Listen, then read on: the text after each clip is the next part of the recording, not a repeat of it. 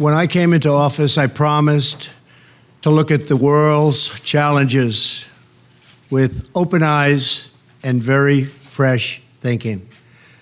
We cannot solve our problems by making the same failed assumptions and repeating the same failed strategies of the past.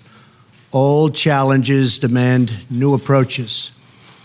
My announcement today marks the beginning of a new approach to conflict between Israel and the Palestinians.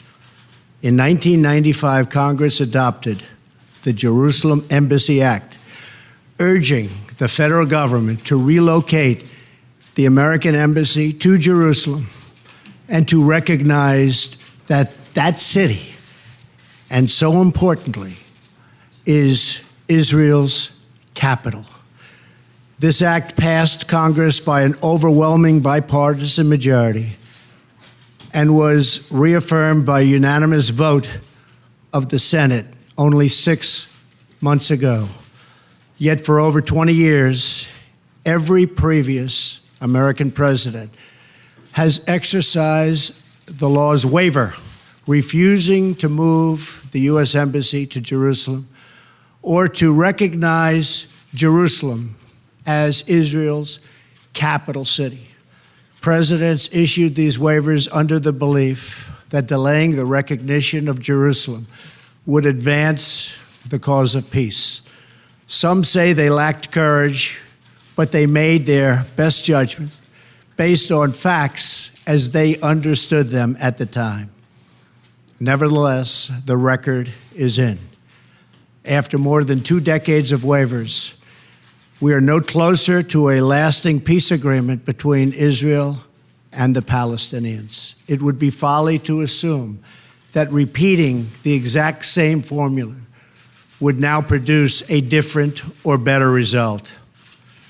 Therefore, I have determined that it is time to officially recognize Jerusalem as the capital of Israel. While previous presidents have made this a major campaign promise, they failed to deliver. Today, I am delivering.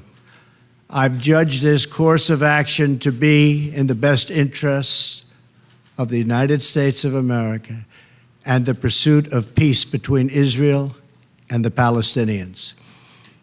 This is a long overdue step to advance the peace process and to work towards a lasting agreement. Israel is a sovereign nation with the right, like every other sovereign nation, to determine its own capital. Acknowledging this is a fact is a necessary condition for achieving peace.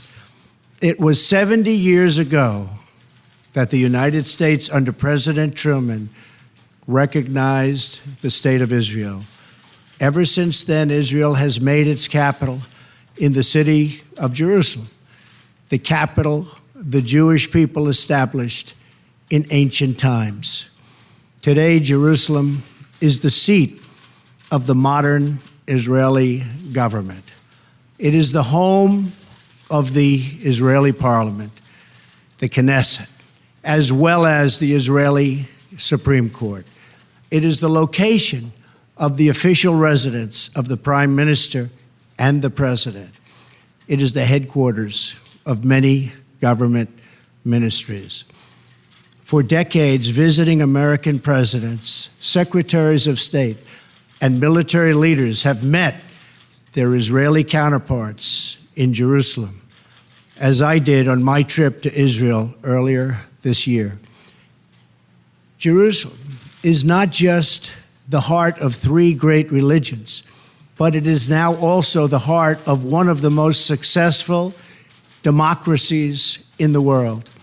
Over the past 7 decades, the Israeli people have built a country where Jews, Muslims, and Christians, and people of all faiths are free to live and worship according to their conscience and according to their beliefs.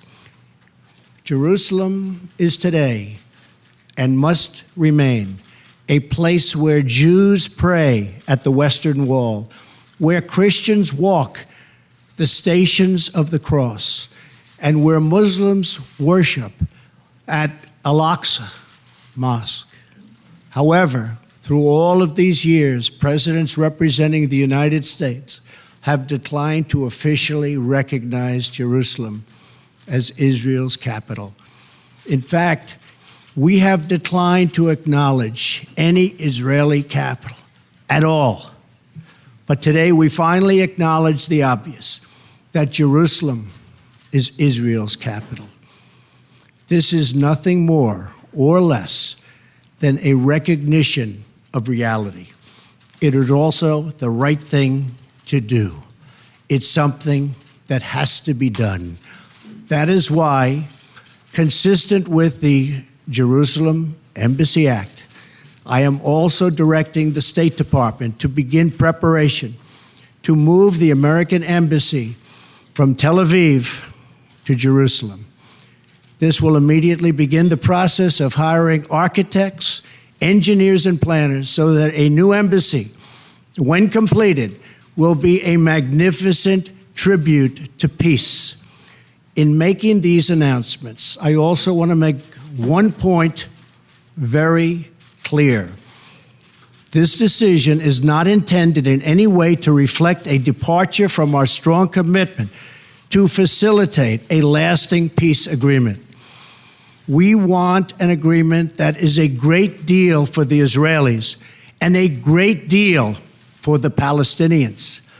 We are not taking a position of any final status issues, including the specific boundaries of the Israeli sovereignty in Jerusalem or the resolution of contested borders.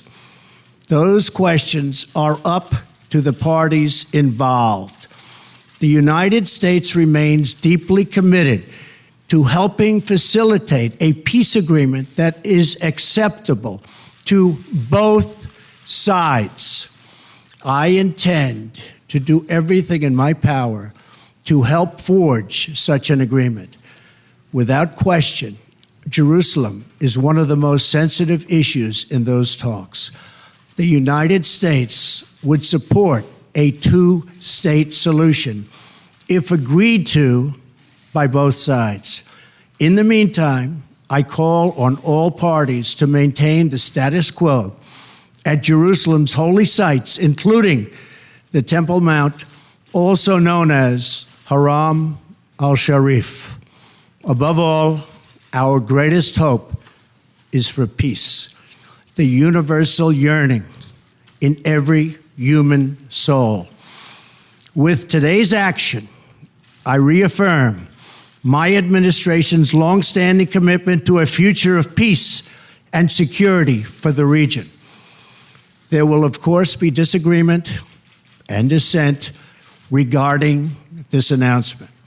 But we are confident that ultimately, as we work through these disagreements, we will arrive at a peace and a place far greater in understanding and cooperation. This sacred city should call forth the best in humanity, lifting our sights to what it is possible, not pulling us back and down to the old fights that have become so totally predictable. Peace is never beyond the grasp of those willing to reach it. So today we call for calm, for moderation, and for the voices of tolerance to prevail over the purveyors of hate. Our children should inherit our love, not our conflicts. I repeat the message I delivered at the historic and extraordinary summit in Saudi Arabia earlier this year.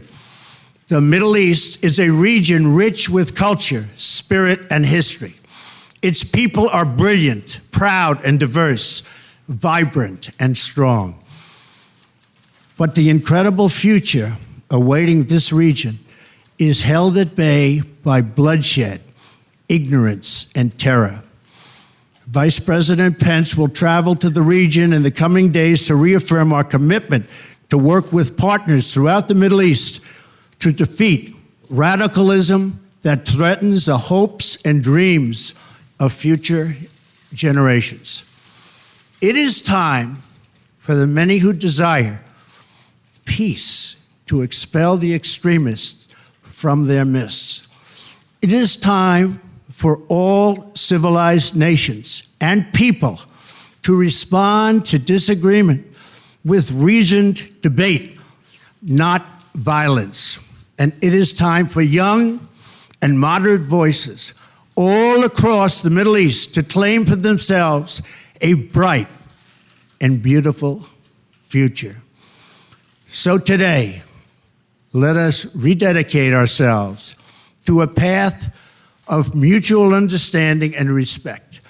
Let us rethink old assumptions and open our hearts and minds to possible and possibilities. And finally, I ask the leaders of the region, political and religious, Israeli and Palestinian, Jewish and Christian and Muslim, to join us in the noble quest for lasting peace. Thank you. God bless you. God bless Israel.